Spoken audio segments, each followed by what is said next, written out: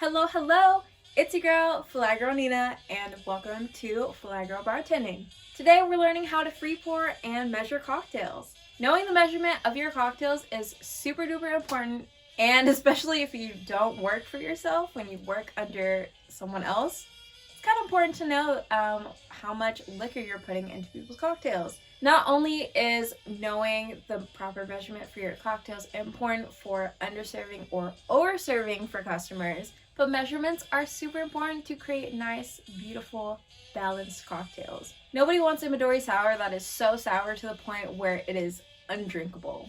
Trust me, I have been on the receiving end of that. So I'm here to make sure that you guys don't make the same mistakes. Alright, that is enough lollygagging from me. Let's get into the video.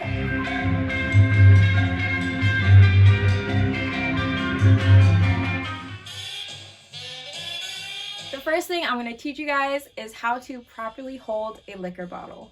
Number one, you want to hold it at the neck. Not down here, at the neck.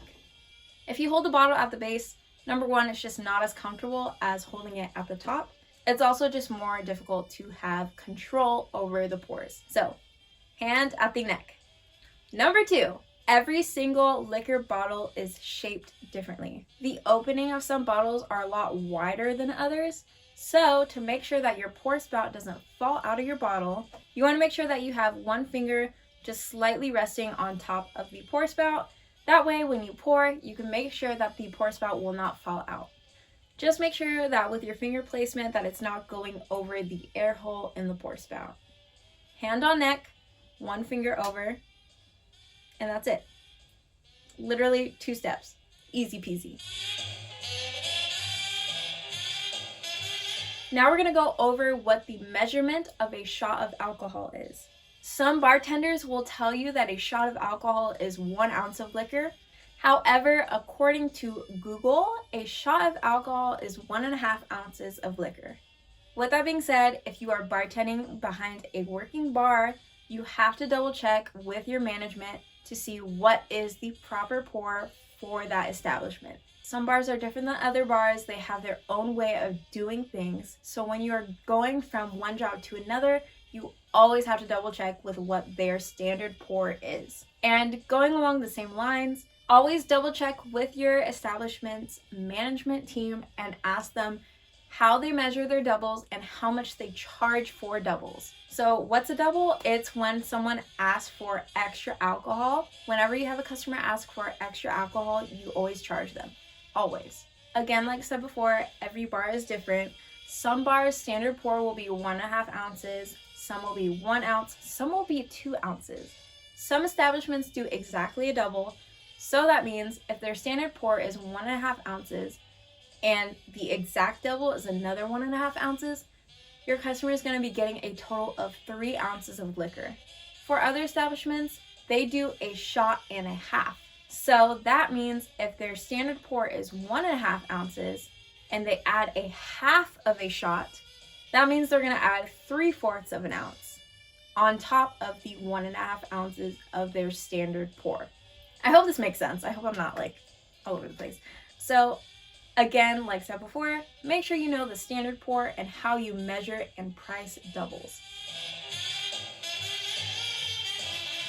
Moving on, before we can start learning how to free pour, we need to know how to measure cocktails with a jigger. The most popular tool to measure cocktails behind the bar is called a jigger. There's a little bit more information about it in my videos on the top 10 essential bar tools that every bartender needs. So if you want to check that video, go ahead and check it out and then come back to here. But you could also wait till the end of this video to go check that video out as well. Whatever jigger that you decide on using, make sure that you know exactly what the measurement is for that jigger on both sides. Some jiggers are a lot more detailed as far as actual measurements on the jigger goes. Other jiggers are a lot harder to understand exactly how much liquor you're putting into your drink. My personal favorite jigger to use is the Japanese style jigger.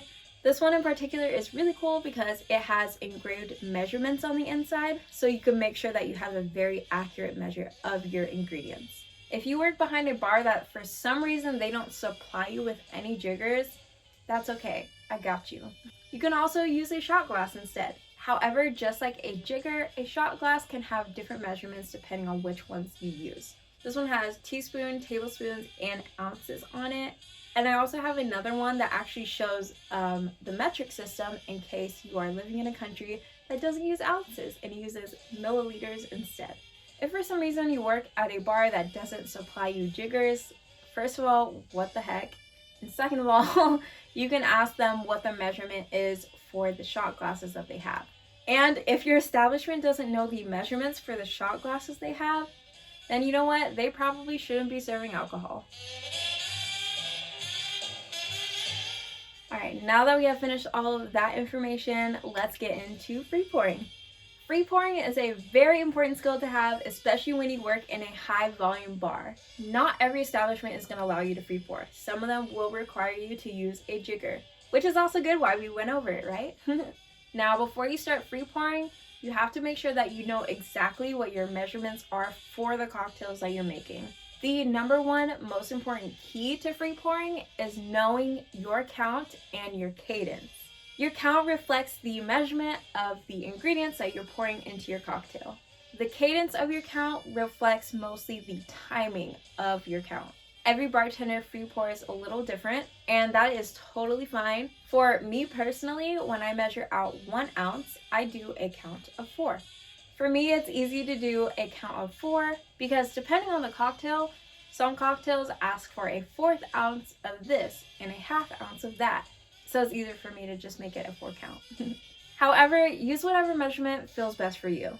The cadence aspect is also really important because it makes sure that you have a consistent way of saying your count. You have to keep a consistent cadence whenever you're free pouring, and you have to do it the same every single time. Your cadence helps you have a repetitive count for your cocktails. This is what not to do with your cadence. 1, 2, 3, 4, 5, 6, 7, 8. Do you guys see how it wasn't a repetitive pattern with the count? A good cadence is 1, 2, 3, 4. 1, 2, 3, 4. 1, 2, 3, 4. 1, 2, 3, 4. It's exactly the same. It's repetitive, how much time and space you have in between each number.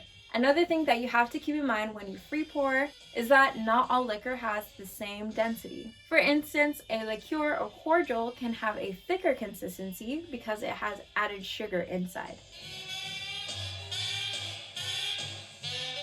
These are the items that you're gonna need to help you practice how to free pour.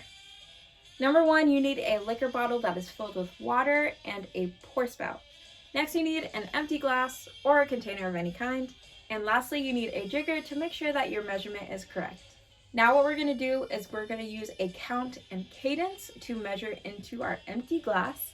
And then we're going to pour our measurement into a jigger to make sure that our count and cadence is correct with the measurement. As I am pouring this, I'm going to flip it completely upside down. Another thing, when you pour, you want to make sure that the pour spout is facing the inside of your body.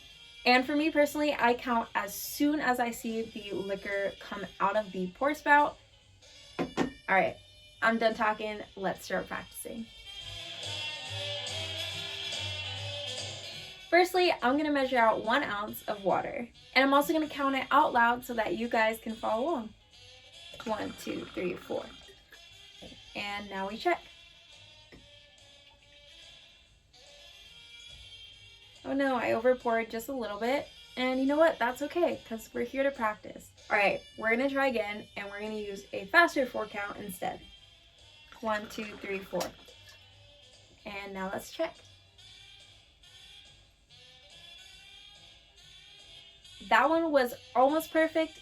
It still looks like I over poured a little bit, but it was still better than the way I over poured before. So we're going to try it again. 1, 2, 3, 4.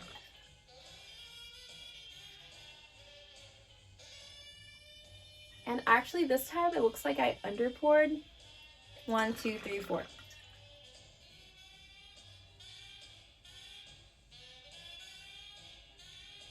And that time was perfect. But you guys get the gist of it. You just keep practicing until you make sure that it is correct. Alright, that is enough practicing from me today.